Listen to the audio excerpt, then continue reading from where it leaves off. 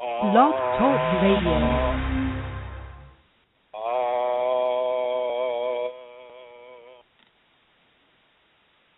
Hello, everyone. This is Chrism, driving 56 miles per hour down Interstate 80, yelling at the top of my lungs through the headset here. Right now, Brooke, Minge, her dog, and myself, we are skirting the Great Salt Lake in the great state of Utah. So it's a pleasure to be with you from here. But before I go any further, I would like to introduce the Celtic Queen of Questionable Comforts, Her Holiness Amelia Centaura. Hello, Amelia. Hello, Chrism. Hello, Brooke. Delighted that you're able to be online for everybody this evening. The chat room is open, Chrism, and I can see who's there. So I'm saying hello to Elizabeth, Lorne, Mary Jean, Cole, and there are a few people being bounced on and off, so they'll be joining us again shortly. So I'll keep an eye on that, Chrism, throughout the show, and I will let you know if there's any questions. And I have a few questions gathered as well. So do you want to begin the show straight away, and I can do some announcements later? Go ahead and do your announcements first, Amelia. Okay, I will do that too. Well, welcome everybody, and like I always do, I will once again let you know where you can go if you want to make a donation that will support the work that Chrism does regarding Kundalini awakening and supporting people who are going through that process. You can go to www.ascension-kundalini.blogspot.com, and in the upper right-hand corner you will see the donate button, and it's very easy to donate. After you see that, just click on the button and it's easy peasy. As I say every week, easy peasy, just follow the instructions. And as I say every week, there is no obligation on anybody who's listening to make a donation. However, if you want to, and if you want to, if you're in a position to donate, I'll actually go so far as to say this week, or to encourage you to donate. Don't let it up to other people. Make that donation, because it assists not just Chrism in paying bills, but it assists all of us, because it allows him to be that supportive and amazing teacher for people on Facebook, on Yahoo, on all the places that he does this work, including here. So again, that's www.ascension-kundalini.blogspot.com. Thank you, Chrism. Thank you, Amelia. Now, if you could ask people in the chat room if the sound is coming through clearly, could they give an indication? Okay. Everybody in the chat room, I'm sure you heard Chrism. So can somebody, Elizabeth or Lorne or somebody, please let us know how the sound is. How's the sound that Chrism, how's his voice, and how is mine? Any echoes or feedback? Is it okay? Cole is typing. Oh, good, because this is a new headset. You have a new headset there, yeah? Cole says it sounds fine, less clear than usual, but still clear enough. Elizabeth says yes, and Lauren says good for me. So that sounds like a go-ahead, Chrism. Okay. That sounds good. Well, welcome, everybody, and I'd like to give a few other websites out. Kundalini Awakening Systems, #1.com. And I would like to thank everybody who donated to keep that website on the internet for another year. So many thanks to all of you who donated for that. We also have Chrism Kundalini, which I would like to thank Carolyn for, as she has designed that. It's very beautiful. It's a very fast website. So if you're interested in some more of the teachings that come through the Kundalini and me, go to KundaliniKundalini.com. And once again, thank you to Carolyn. You can go to the YouTube Kundalini on the YouTube network, as well as Kundalini Awakening Systems 1 at Yahoo Groups on the Yahoo Group network. And on Facebook, we're at Kundalini Awakening ! We're also at Kundalini Awakening Systems 2, Kundalini Awakening Systems 3, and Kundalini Healing on the Facebook network. So please feel free to join us there, in addition to joining us here on BlogTalk. Today, I'd like to talk with you a little bit about what happens to a person when they go into Kundalini, taking certain types of plant helpers, such as psilocybin, such as marijuana, such as ibogaine, or in many cases the ayahuasca. The ayahuasca, also people tend to be smoking a lot of DMT, which is an acronym for dimethyltryptamine. These do not necessarily have to have deleterious effects on a person, but neither do they necessarily have positive effects on an individual. One of the most benign out of all of them would be the marijuana. And once again, I'm not really promoting marijuana use or any of the plant helper uses that people would gravitate towards, such as magic mushrooms, psilocybin being one of the worst ones that a person can use. These plant helpers, if you're not on a Kundalini path, well, they can be a positive way to access certain levels of information without having the awakened Kundalini. But if you have that, if you have the awakened Kundalini and you try these things, there can be a very, very, very serious blowback from that.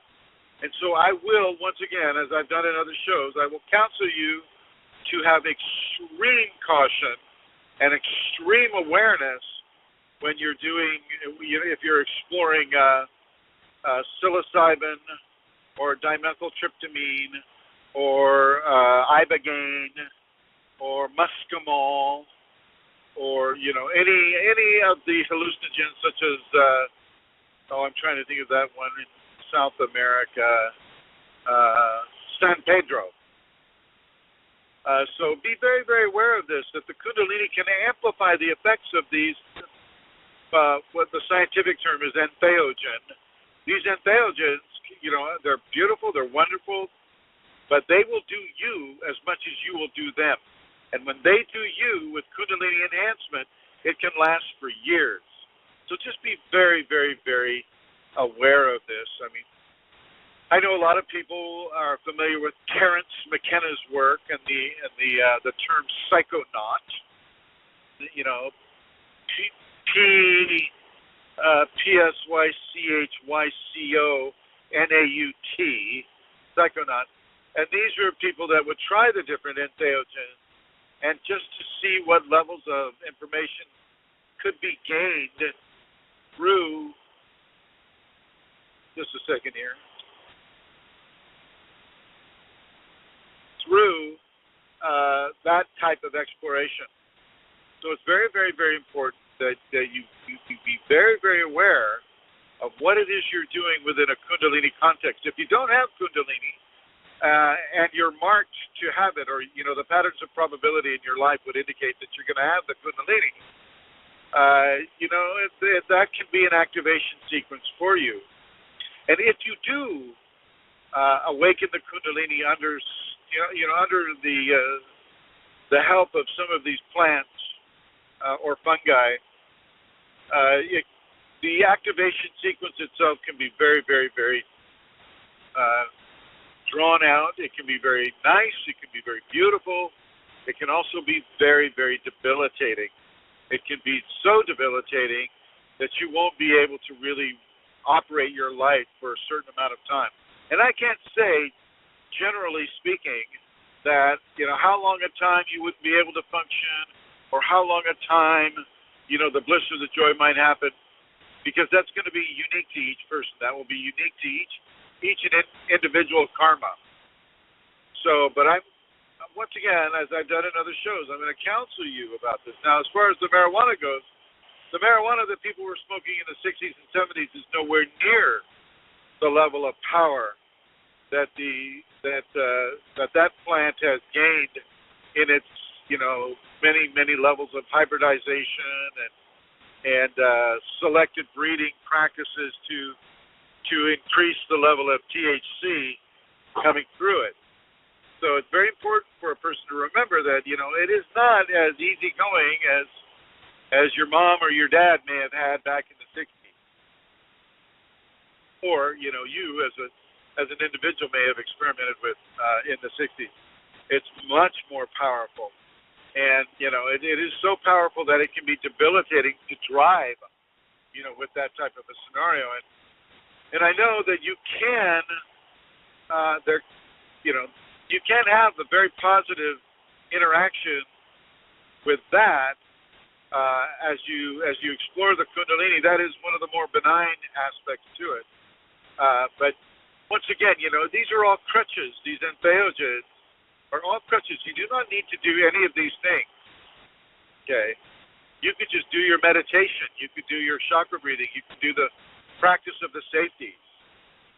Now, I am planning a trip in February 2016 down to Peru, and I spoke with my contact last night. His brother operates a tour, kind of a tourist system down there, and he has a bus and all of that, and so we'll be hooking up with him, and there will be a trip to Cusco being planned for that excursion. But for the most part, we're going down to have the ayahuasca, this entheogen that I'm talking about, in addition to the other entheogens.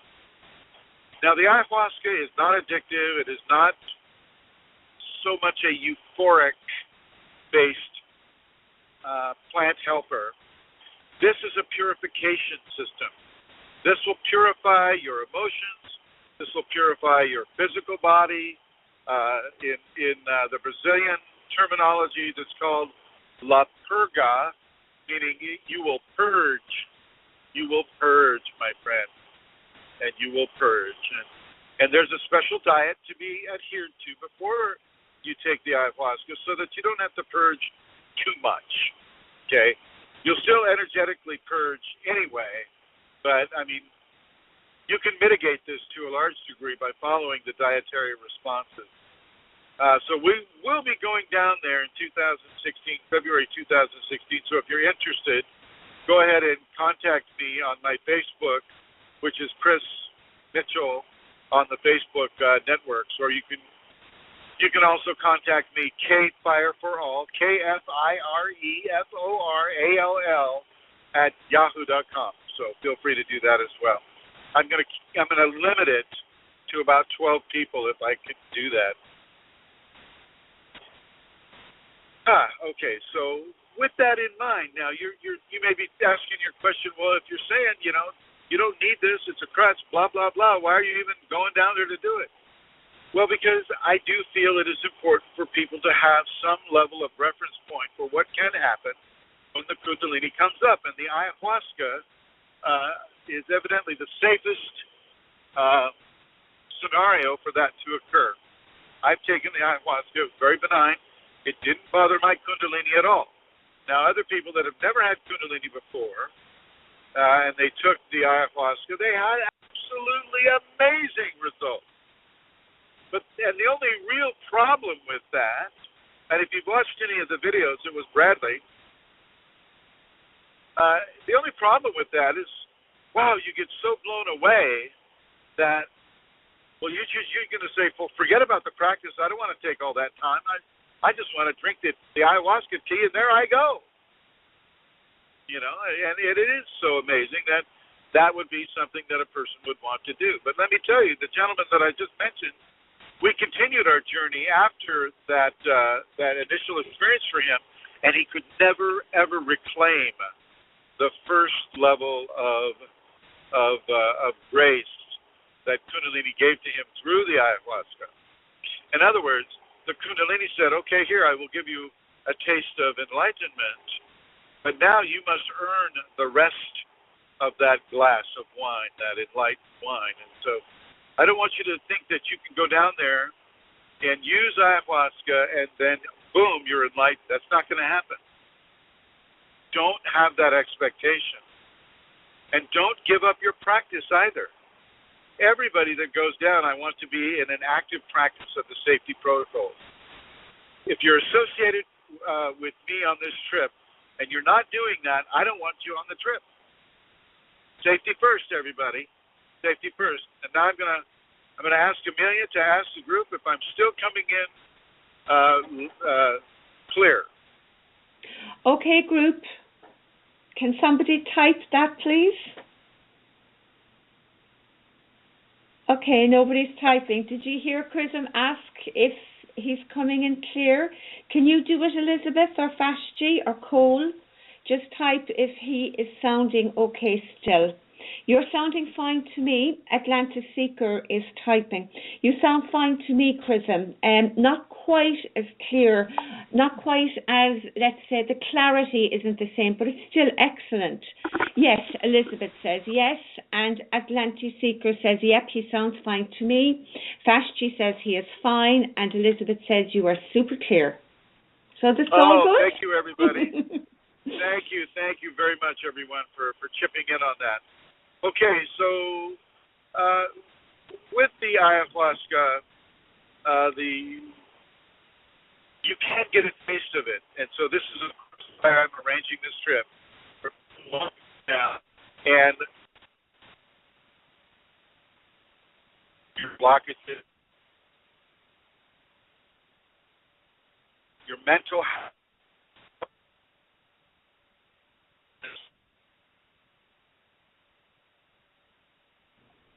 Okay, Chrism, it's not fine now. Can we have, hello? Chrism, you're cutting in and out now. Can you hear me? Okay, you're going to have to carry it, Amelia. Carry it. I got 2 bars. Okay, will you be ringing back? Okay, I'm going to carry it. Okay. Well, do you know what I'll do now while we wait and see if Chrism is going to ring back in again? I'm going to take the opportunity to let you know about another activity that's happening.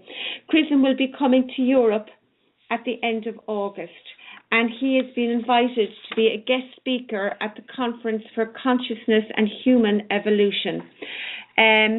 Chrism spoke at this conference before, back in 2013, 2 years ago, and he has been invited back again. So he's going to be there on August 28th, August 29th, and August 30th. And if you want to go to the website, it's www.tcche.org,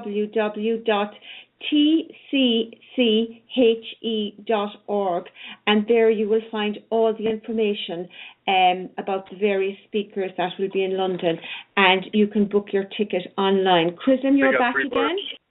Yay. Yay, hello everybody. Hello, thank you for tap dancing there, Amelia. You're welcome. Sure you're as graceful as always. I did not fall into the sink while I was tap dancing, which is always a good thing.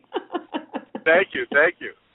All right, and so the scenario is really good to have reference points with how Kundalini can feel, but let's also consider the actuality that Kundalini can be awakened through ayahuasca use. We're planning on doing it at least 6 times, with a day or 2 for processing, depending on what my friend Ishmael, how he feels about it. He's the shaman that'll be singing the ceremony. Okay.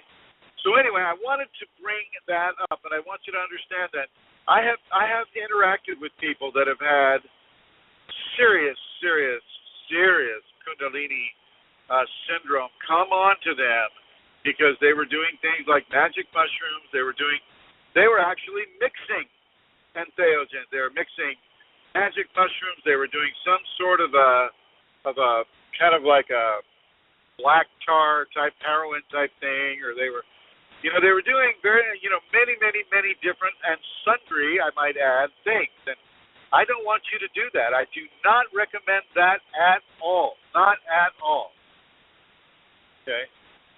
I don't recommend that at all. And if you do that, you're asking for trouble. I promise you, you'll be asking for trouble.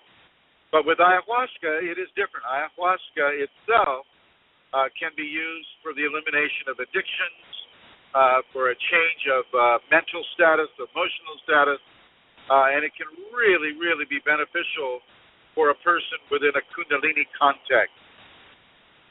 So please understand that, and I'm going to go ahead and move into the next subject that the Kundalini in me is urging me to discuss with you, and that is with relationships.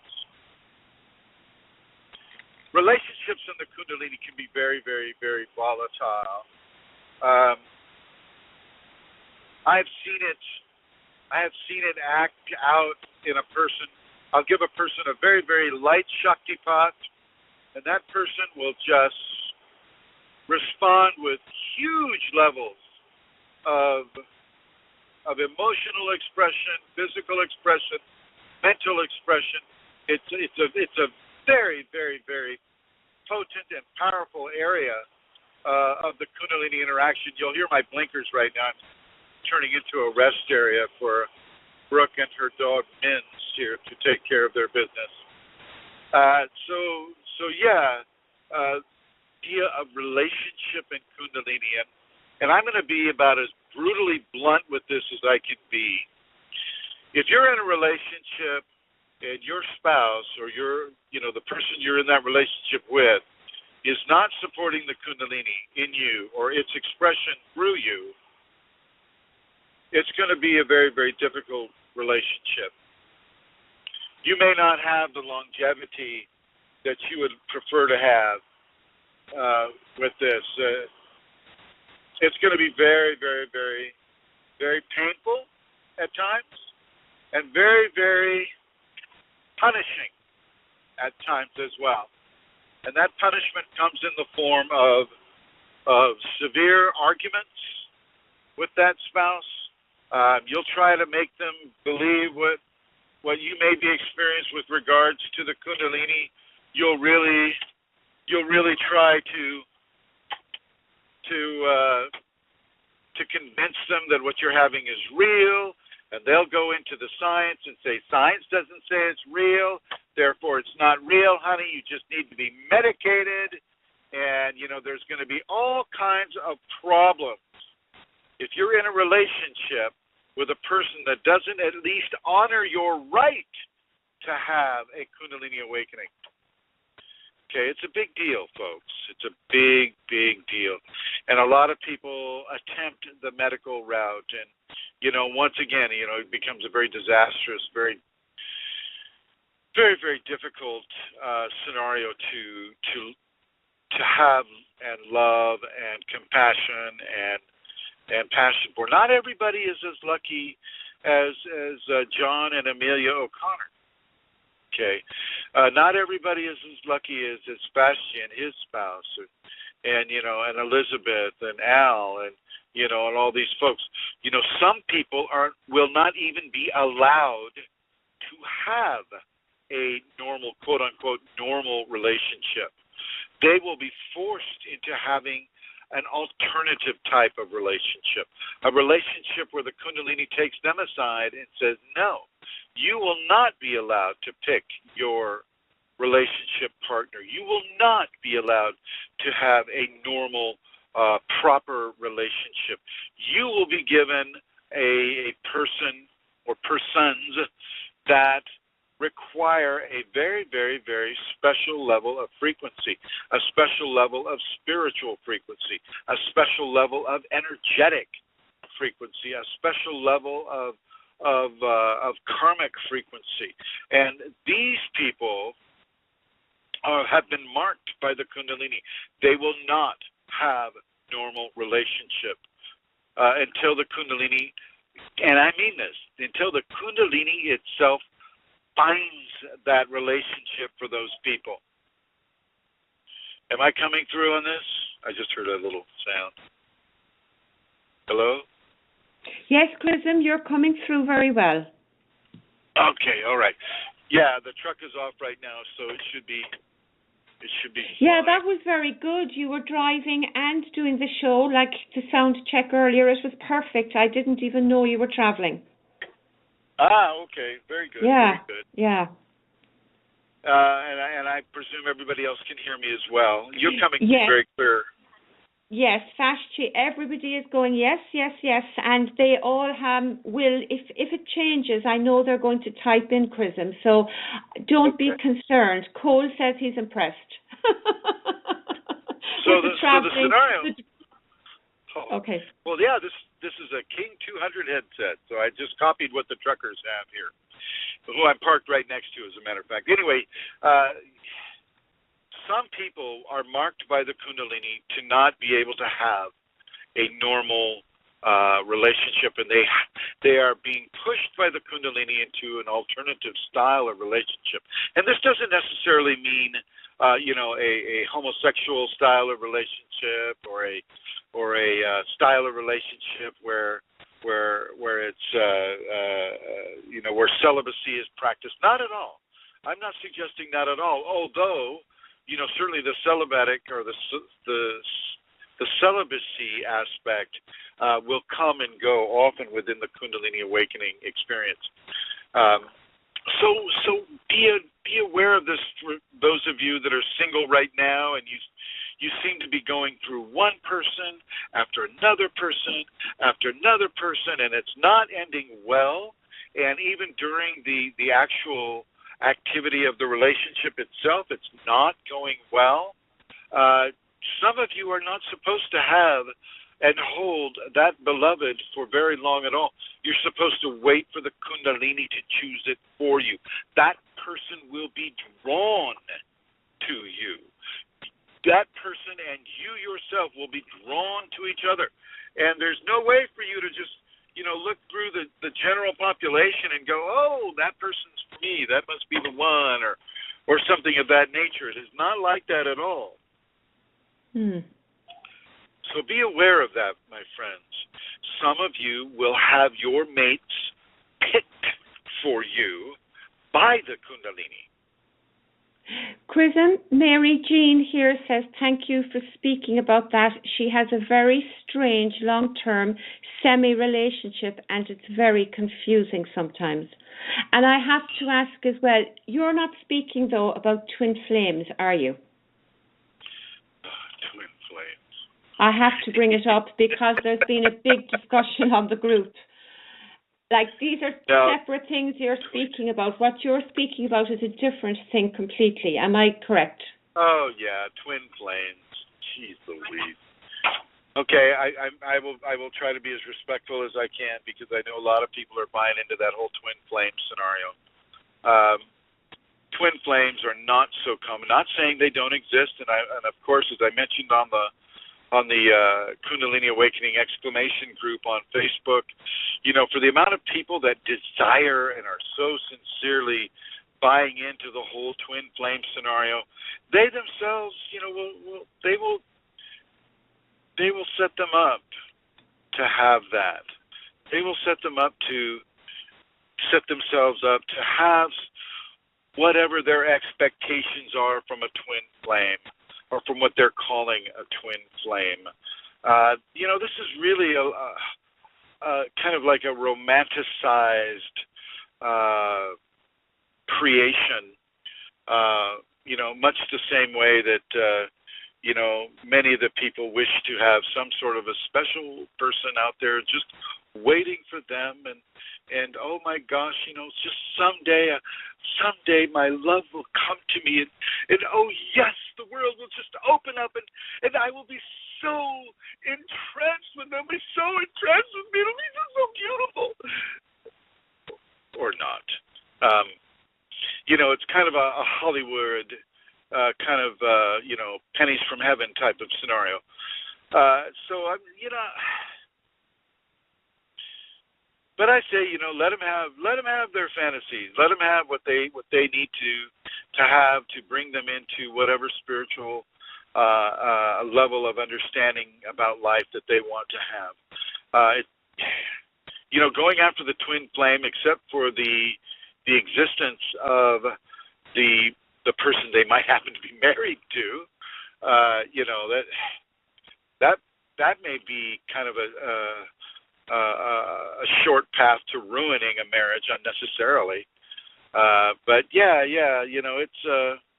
it's not about the twin flames at all. And frankly, I don't really have a lot of resonance with the whole twin flame scenario. So certainly not within a Kundalini context. However, let's go ahead and just continue onward with this discussion about the twin flame. Now, if a person has been called by their Kundalini, and I'm going to be starting up this truck, folks, so you're going to hear a few sounds here.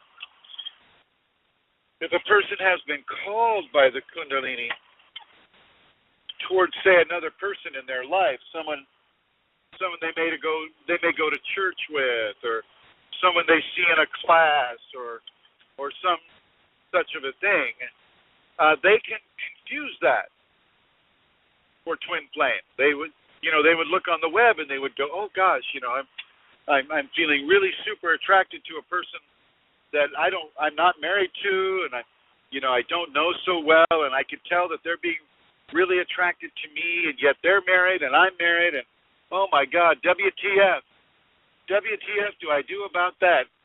And is that Kundalini related? Well, it could very well be Kundalini related, but it is certainly not a twin flame scenario. The Kundalini can indeed be calling a person into merging with another person that they're not married to, and that fits very within this subject of Kundalini and relationship, because what do you do with your spouse if you're being pulled into relationship with somebody that you're not married to and they're already married? What do you do then, folks? How do you follow the course set to you by the Kundalini when it goes against so many of our social restrictions? How do you do that? And so I'm going to say that you're going to have a real strong look inside yourself. And if you're going to make the case that the Kundalini is pulling you into this other person, and this person is being pulled into you, and that's a very, very, very strong point. That person must also be pulled into you. It can't be a one-way ticket. If it's a one-way ticket, then it's a one-way ticket to disaster. Unless of course, your marriage is on the rocks already. And you need to be very clear that you're not using your attraction to another person as a way to redefine your marriage, or to give you enough gumption to actually go through the divorce process or things of that nature. You need to be very, very clear and very honest yourself. Every marriage is going to have its problems. Every marriage is going to have, issues with fidelity, and issues with emotional outbursts, and issues with, just living the mundane life together. Is the toilet lit up? Is the toothpaste cap screwed on or off? I mean, these things are natural for marriages to go through. And, you're going to need to be very, very clear about whether you're just tired of being with a person and you're not willing to put the work and the tolerance and the forgiveness and the patience and the love back into the marriage. And you may be using this as a way out, as opposed to the Kundalini basically not giving you any other option. Not giving that other person any other option. And their life is going to be a living hell unless they are together. And, in that case, the chips are going to have to fall with you following the impetus and the compelling emotional structure that the Kundalini is insisting that you follow. And that will probably mean divorce, 2 divorces. Because I don't know, I mean, except in special cases, I don't know too many people that are willing to share their spouse with another person. Now, I think it should be. I think it should be absolutely okay. I think that spouse should love you enough that if you're inside of a Kundalini compelling, that you be allowed to expand your grace, expand your love by virtue of an emotional contact and even a physical contact with another person that way. But it's just not a happy day in the spousal Western society. Am I coming through clearly with this, Amelia? Yes, Chrism, you are coming through really clear. Okay, all right. So these are difficult. Yeah, these are very, very difficult areas. And before you just jump on the Kundalini and say, "Oh my God, it's the Kundalini that's pulled me in," I would really suggest that you go through a checklist of your marital interest in the first place, and make sure that you have face-to-face, vocal, verbal contact with that other person before you start any kind of a divorce proceeding. The Kundalini will feed you fantasies, but so will your ego feed you fantasies. So you make sure, you make double, triple, quadruple sure that this is actually what is occurring, and that you really don't have any other emotional options before you terminate what you have in hand and in heart, and you basically begin the process of breaking somebody else's heart, which is a huge, huge, huge karmic burden. So you make absolutely sure that if you feel it is the Kundalini calling to you, and that person also feels the same way, that you have no choice about it. And I mean, I would just as soon have you stay married and have that infidelity for a short time, just to make sure you guys aren't just getting caught up in passion. Release the passion. Do it as much as you need to in order to release that passion, but don't sacrifice the emotional body of another person just because the Western taboo laws say that you cannot experience that outside of your union. These Edwardian Victorian morals that we still cling to 200 years, after their assignment into our society. Surely we can be a little more mature emotionally about what love is and the expansion of love. I mean, it's certainly okay for parents to love more than one child, is it not? You can love Johnny, you can love Jenny, you can love Teresa, you can love Frank. So the human does have the capacity to love more than one person. And that is also echoed in nature as well. So anyway, if a person feels that they're being pulled by the Kundalini towards another person outside of their marriage, start ticking off that checklist. Make sure that you're in as much neutrality as you can be before you begin the process of possibly breaking your spouse's heart. Hopefully not just for quick passion. Now I'm sorry, I just touched that microphone. The other scenario is that you're not inside of a relationship right now, and as the person in the chat room indicated, it's been a very strange and off again, on again type of relationship. This can happen, but it can also happen if you're resisting the Kundalini. If you're resisting what your Kundalini wants you to do, so i.e., say the Kundalini doesn't want you to have that relationship, but hey, the person's their eye candy, they're nice, they've got money, they're responsible people. I mean, in every way, you should be attracted to them. And yet the Kundalini is saying, no.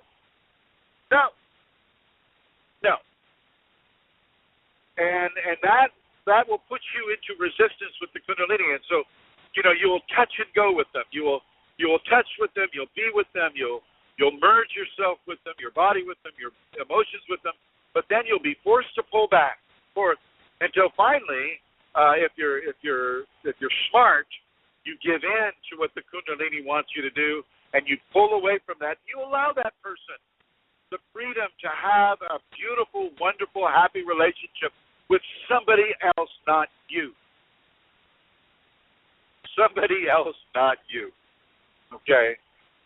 So that's not an easy thing, because nobody likes to be alone in this world. Nobody likes to be without a partner or a mate, especially, when you're looking at the sex drive that is being increased by the Kundalini. The Kundalini's amplifying your, the sexual nature, and you're definitely looking for a way to express that amazing level of passion that the Kundalini can engender within a person. You need to surrender yourself to the Kundalini. I am going to advise that. My advice to you, my dear friend, my fellow traveler, is that you ask the Kundalini to send you that person. And you will know it without a shadow of a doubt. There will not be any question for you about whether this person is appropriate for you or not. But you must give it into the Sacred Mother. You must give it into her to begin to choose and select and vet those people for you. You will feel sometimes like you're falling into them. Like if you see a picture of them, or if you see them off in a distance, you'll feel yourself magnetically drawn to them. Okay, and if they're a married person, they're not the right one for you.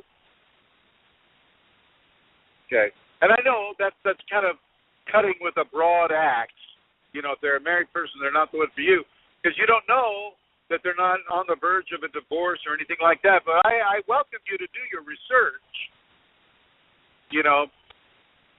But once again, you don't want to be a part of somebody's heartbreak just for your own selfish interests.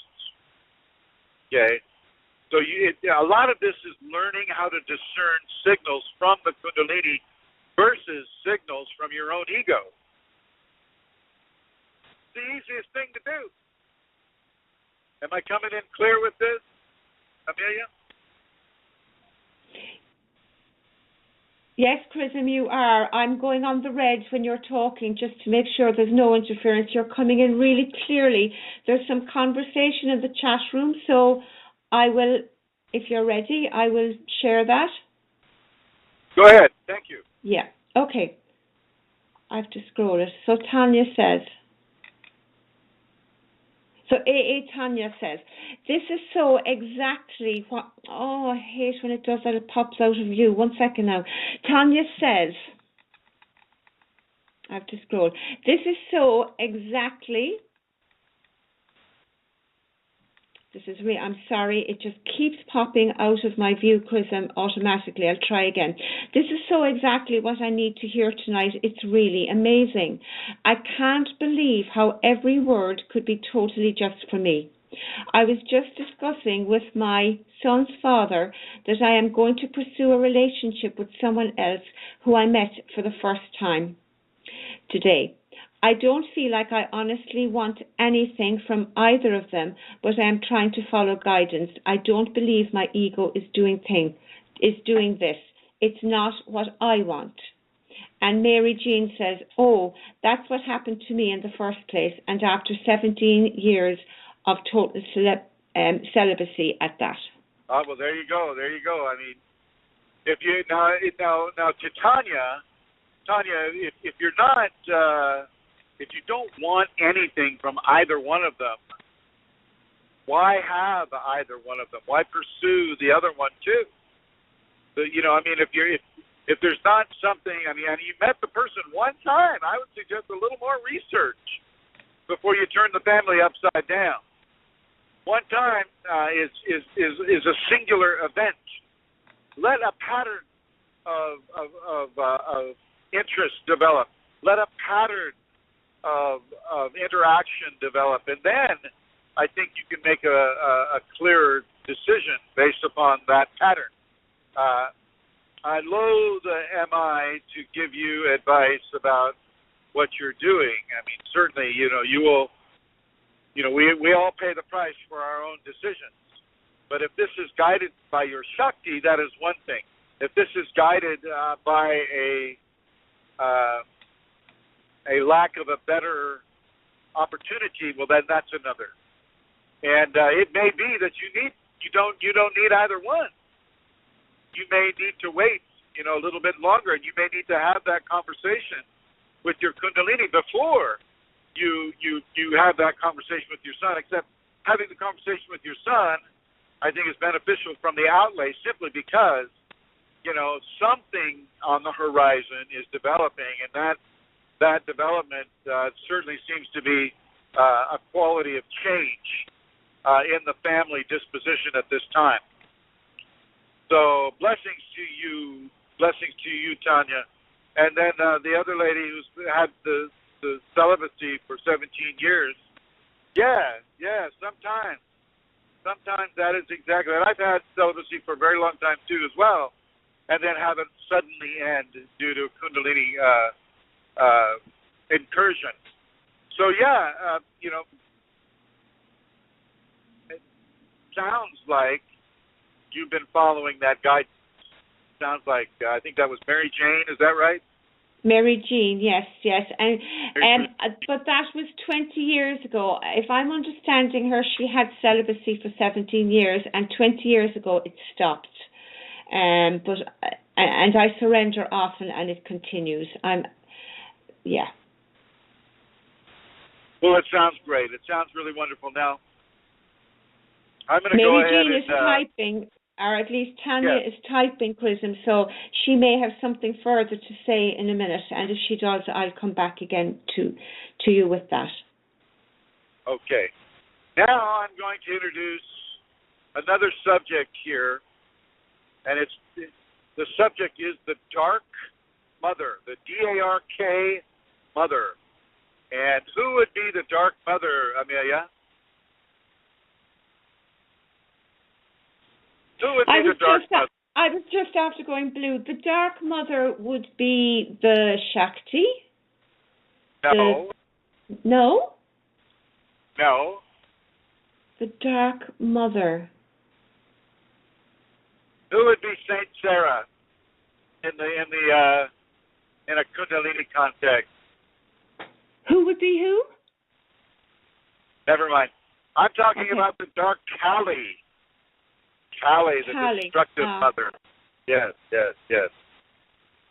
Now, did the typers get their words out yet? Fashti just put in Kali. Mm-hmm. So the Dark Mother. I think of Kali and Shakti as one and the same, actually. So yeah. Well, she is. She's an aspect of Shakti. I know. Yeah. I know you have to be right. I understand. I get it.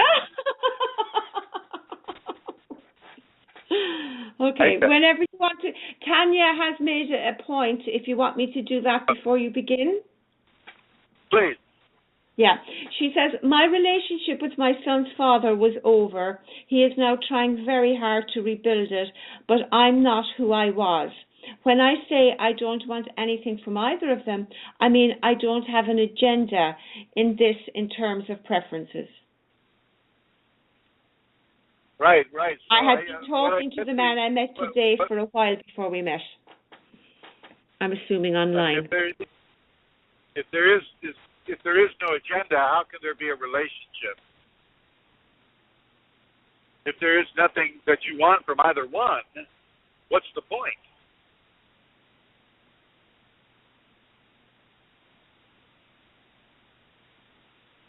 Okay. All right. So I'm gonna continue onward here. The Dark Mother can take a hold of you. Kali can take a hold of you. She can actually begin to destroy your current life. And this is part of the Kundalini transformation. I'm riding with a young lady right now. Her name is Brooke Robertson. And the Kali literally lit into her life and changed it so radically and so abruptly. Am I right, Brooke? She's saying I'm right. That her head is still spinning from the speed of it, the rapidity of it, and the direction of it. And it can leave a person to wonder, what the heck is going on? Why me, number one? And of course I always say, why not you? And the other thing is what is a person to do? Of course, people will say, oh, we'll practice the safety protocols. And I'll say, of course, you practice the safety protocols. And even though you're practicing the safety protocols, you're trying for sincerity, but you're watching you're watching this Kundalini fragmentation happen all around you, and you're going, WTF do I do now? I'm practicing the safeties, but nothing's changing. I'm still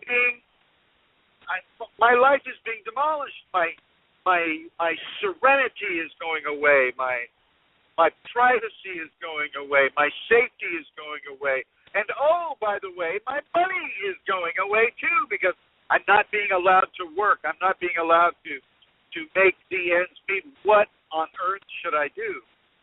And I'm going to suggest that you just surrender yourself to the Shakti. You surrender completely. You do not let concerns of money, you do not let concerns of safety or security or any of the old friends from the path that you're on. You let the Kundalini lead you, and she will lead you definitively, without a doubt. And it will surprise and it will shock your ego into total resistance. But you need to put that resistance away. Resisting the Kundalini is like resisting a hurricane. As that hurricane bears down on you, and you know that you live in a trailer, a little, balsa wood trailer or boat, and that hurricane bearing down on you, and everything, and the Shakti's trying to pull you underwater, because, that's one of the places that might be a little safer than on the surface is under the water. So dive, the Shakti's saying, and you're going, no, I like my little boat, I like my little trailer, I like it, I like my life as it is, even though it's totally crap. I like my life as it is, even though it's totally crap. I like it. You see what I'm saying? It just kind of goes on and on and on. And pretty soon, a giant squid will reach up and pull you under the water.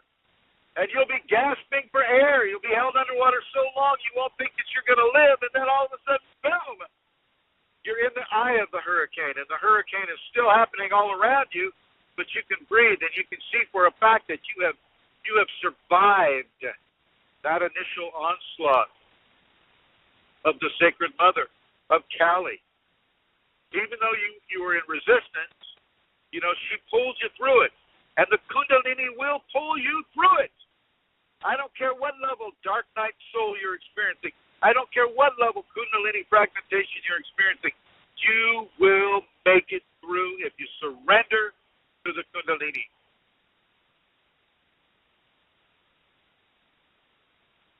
Am I coming through? You've stopped talking, though. You need to talk so I know. Hello? Oh, okay. I'm still coming through then, right? Yes, you are. Oh, good. Okay, now did the relationship thing get resolved at all, or there's still people commenting on that? Well, Tanya says, I ask what to do each day at each point. So what is the point of anything?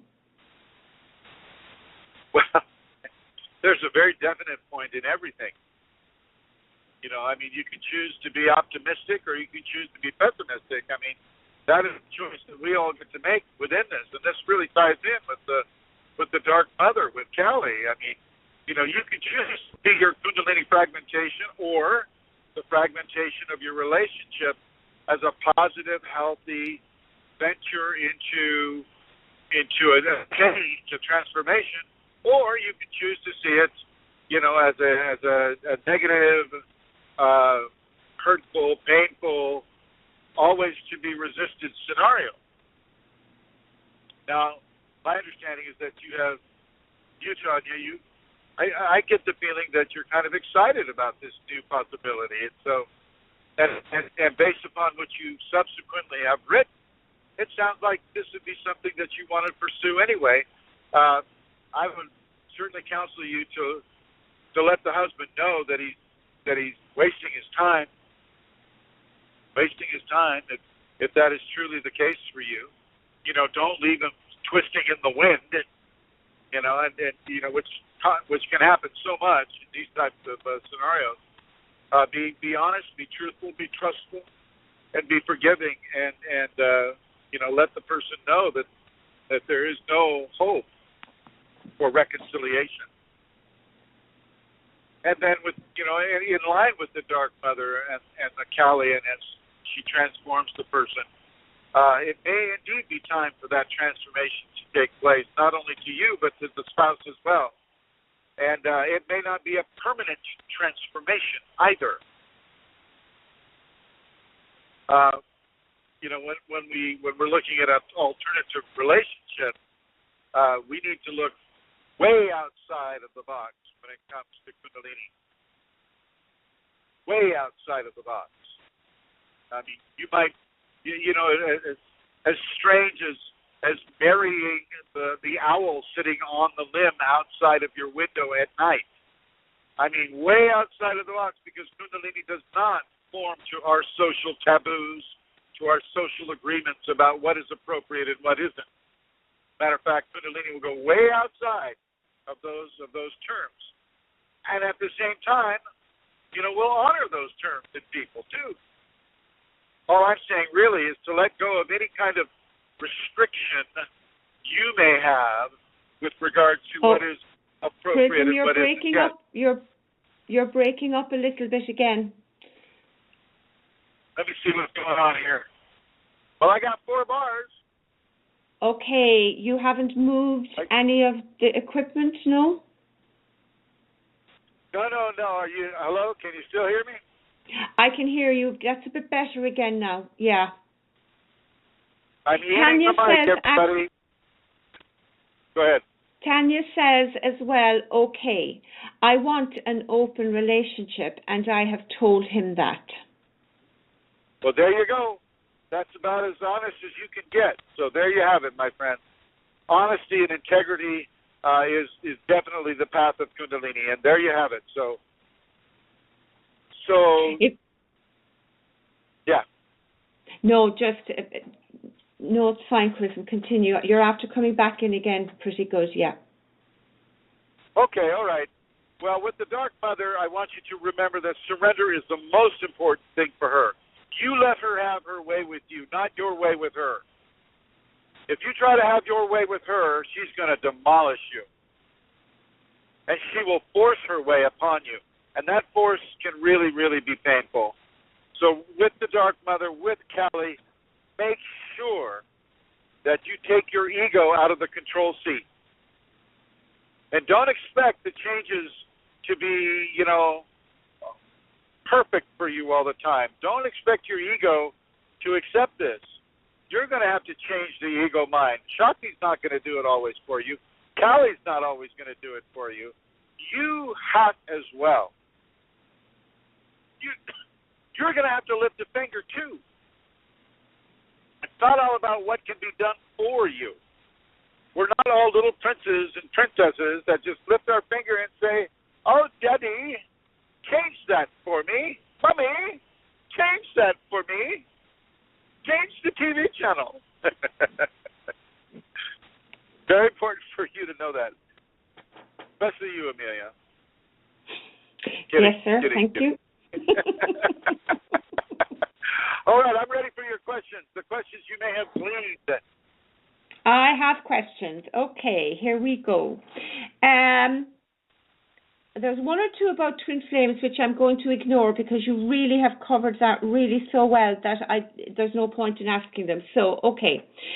Can people attach to your energy or Kundalini like an entity? So can people attach to you? Yeah. Yeah. People can be energy vampires. People can just want to touch you, and just by touching you, they partake of your energy. And entities most certainly can do that. Oh my gosh, entities specialize in that, especially groups of them. So yeah, the question being, can entities or people attach to you in order to consume your energy? Yeah, they can, most certainly. And it's, as above, so below, as within, so without. I mean, if you just look in the world around you, look at the world of mosquitoes and fleas and ticks and mites, and there are energetic equivalents to those creatures as well. And they will attach to your aura. They will attach to your body. And they will, suck up energy at your expense. But I'm not going to say, run for the raid. There is no equivalent, to raid in an energetic level. You wouldn't want that anyway. What you want to do is you want to just learn to be calm, be cool, realize that just as much as you partake of others' energies, such as cows, chickens, pigs, plants, air, water, earth, minerals, just so are you also that energetic gift to other forms of creation.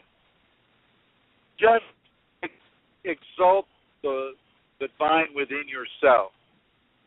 Let the divine within you hold true and allow it to have grace upon you. Looking at a beautiful sculpture here in the middle of the desert. How cool is that? Wow. Anyway, yeah, we're actually traveling across the what would be the Utah equivalent of the Bonneville Flats. How very cool is that? Anyway, so don't be shocked or amazed that a flea might land upon your energetic body and begin to consume your energy. Just don't let it grow too big. You got to understand that the human scalp has over 350 species of mites just in the scalp. Unless you're washing your hair with Raid, you've got other living organisms that are living off of you already. Don't let that freak you out, that they would also live off of your energy. Don't let that freak you out. Next question, my dear. Does anyone have an experience with Rudraksha? Do they have any positive or negative? What is that? Let me spell it. Rudraksha. Are they beads? Rudraksha beads. God, yeah. I expect you to know all about that. Well, I don't. I just got a thing there. They're beads. Rudraksha. Yeah. Rudraksha beads, they're kind of a special wood that you get in India. They can either be blessed by a saint or something like that. No, you don't require them. And if you have them, no, it's no guarantee that you're going to awaken anything. It's all basically kind of a little mini belief system within the Hindu culture that if you have the Rudraksha beads and you're wearing them, or you're saying your mantra with your Rudraksha beads, that you're going to automatically become enlightened, and it's just not true at all. Okay. So do they have any positive or negative effects? Well, they have a positive quality, I think, in the fact that they give people an external element of belief that something external in their life can help them into enlightenment. And if they're saying their mantra with their Rudraksha beads, well, at least they're saying their mantra and they're believing with sincerity that the Rudrashka beads are helping them, and I think that's a good thing. What do you think? Well, the question is, do they have any positive or negative effect in the Kundalini process? So I suppose from that perspective, yes, it would have a positive effect. Right. So if it's helping them be closer to divinity, if it's helping them to recognize the physicality of divinity within themselves, then it's a positive thing. Thinking that the Rudrashka is the source of their divinity or the source of their awakening, then no. You know, that's kind of a negative thing to some degree. I mean, either way, they're being exposed to divinity based upon a little mini belief system. It's the same thing as any other bead. You know, the Catholics, they have their, what do you call them, Amelia? Rosary. Rosary, yeah. The Catholics have their rosary, and you know, the rosary is just as effective as a Rudrashka bead. You know, and some other belief system have, you know, tonka toys, the special tonka toy that you would rub in a certain way, and oh my gosh, enlightenment would come. Or puka shells. Remember the puka shell thing, and that, you know, that started out as a religious thing as well. I mean, so yeah, you can attach holy significance to anything, and as long as you practice that holy significance with that thing can help you into a divine understanding. Okay, thank you. The next question, when I was meditating today, the prayer to the Shakti kept coming in my mind, so I just let it keep going like a mantra. Is this acceptable? I don't want to storm the gates of heaven on accident. Thank you. Oh, look at that. Now, that's very nice. That's very nice. I would suggest that person do the Shaktipat. I think the Shaktipat is calling to them, which is where we use that prayer for the most part. So I would suggest that. Now, that is a particularly powerful prayer that was given to me as I was exploring different ways of initiating spinal sweeps. So, you know, that the prayer to Shakti is very, very powerful. Make sure that if you say it once, you say it 3 times. It is not a singular prayer. It is a trinary prayer. Trinary, a trinary prayer. You never say it once, you never say it twice. You always must say it to a patient of 3. 3, 6, 9, 12, 15, 18, 21, that type of thing, okay? Okay. Okay, thank you, Chrism. Yes, ma'am. I see the color blue during meditation. What's the reason behind this? Help me, please. Well, okay, so I can only answer within a Kundalini context what that might be, and that might be the Kundalini coming to a person. The sacred male, the Shiva, the energy of the sacred male coming over that individual, and they should be having more than just. Isn't that beautiful? Look at that. Look at the reflection. Wow.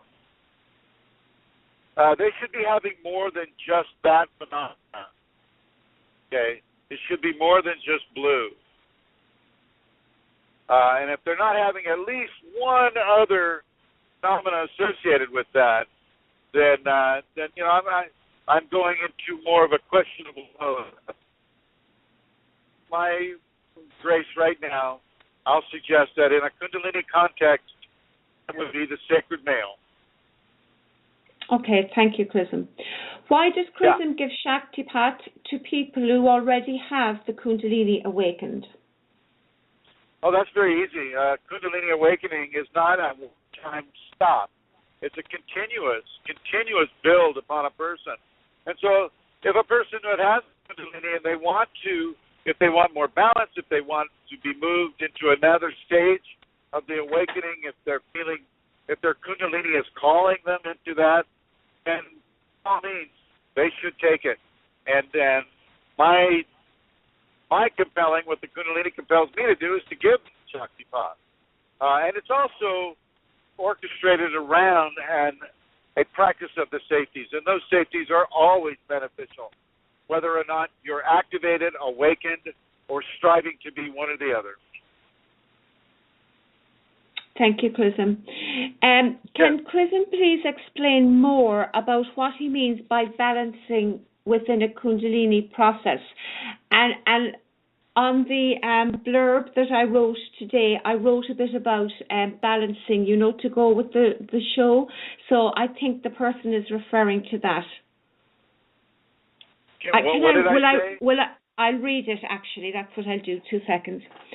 So what I wrote was, and this is your writing, Chrism. By balancing, I do not mean the elimination of the hurt or the burden of what occurred to actuate the wound.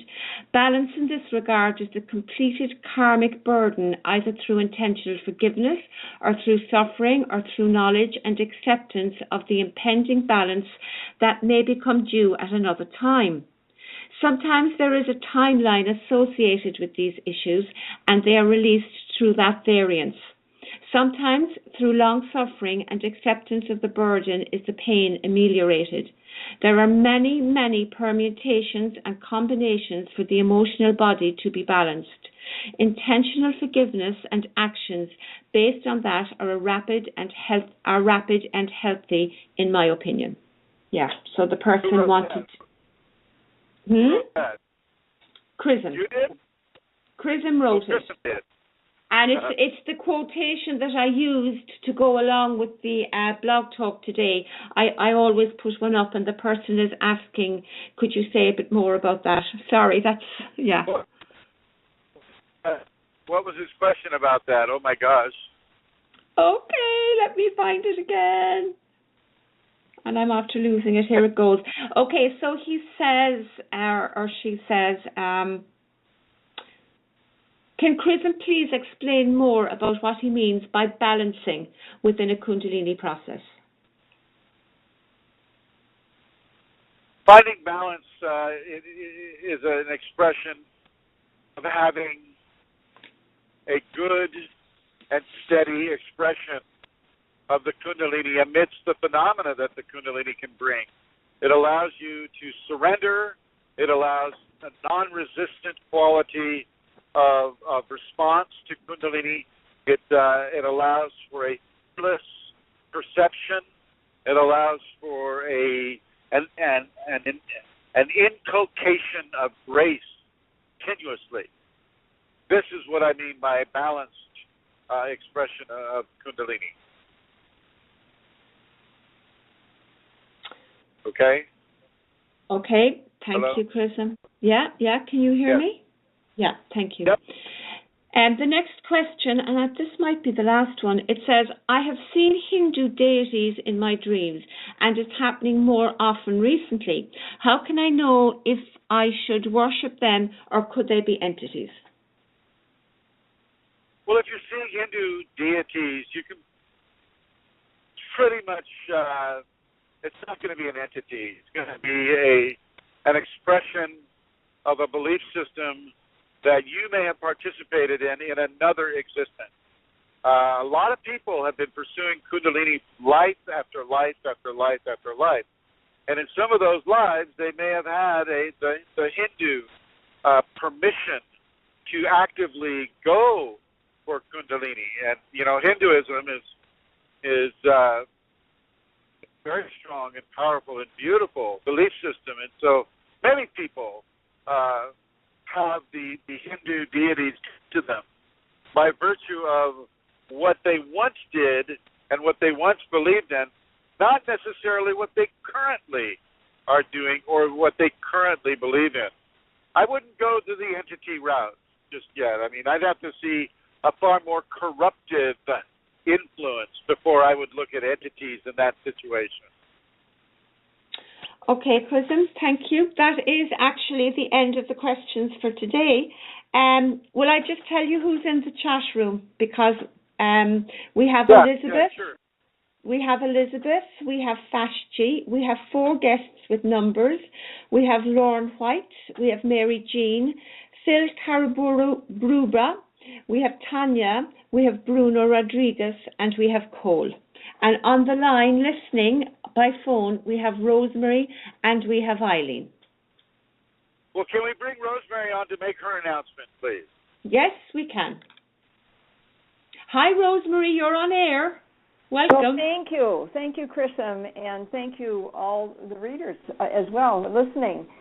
That the next seminar in Minnesota will be November 14th and 15th, and I'm beginning to work on that as well here in town, and looking forward to that. And we'll have announcements weekly, and on the groups as well. So thank you, Chrism. Thank you, Rosemary. Thank you. And you didn't give your address. You didn't give your name, though, Rosemary. Your email address or your phone number. Yes, Rosemary G at usinternet.com, and my phone number 651-329-9615. Would be delighted to talk with anybody about the seminar and the details and the benefits. Thank you. Excellent, my dear. Thank you, Rosemary. Can you also bring Eileen on, please? Eileen, you're on air. Thank you. Hello, Chrism. Hi, Eileen. Can you make a little announcement about what might be happening in Florida? Well, next year sometime, probably in late May or early June, we hope to have a seminar and also some talks set up. I'm in the process of checking dates and venues, and we'll give out more information as we put it together. Thank you very much, Eileen, and thank you for all your hard work, and for Bruno for all his hard work too. Thank you very much, both of you. Okay, well, Amelia. Yes, Chrism, can I make the announcement again about you coming to London and just give people the information about how to access that? So Chrism is coming to London on August 28th, 29th and 30th. He'll be speaking as a guest speaker at the Conference for Consciousness and Human Evolution. There's quite a few guest speakers there, Greg Braden and a few other people as well. And Chrism, as I say, is speaking on the Saturday. And the website you can go to for further information is www.tcche.org,